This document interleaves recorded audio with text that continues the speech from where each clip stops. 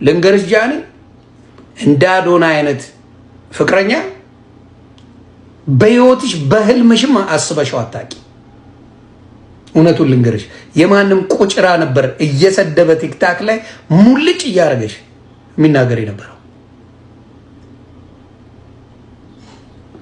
እንኳን አንቺ ላይ አይደለም አደባባይ ላይ የልጁን እናት ቃል በቃል ነው የተናገረው ልጁ።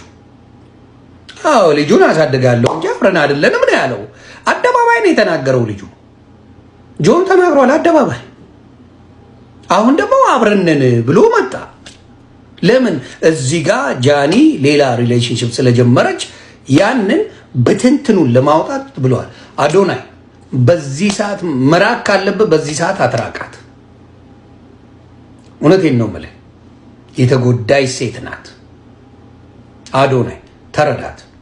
እኔ እንደ ታላቅ ወንድም ነው የምልህ፣ ተረዳት። በጣም የተጎዳች አቢውዝ የተደረገች ሪሌሽንሽፕ ምን እንደሆነ የማታውቅ ልጅ ናት።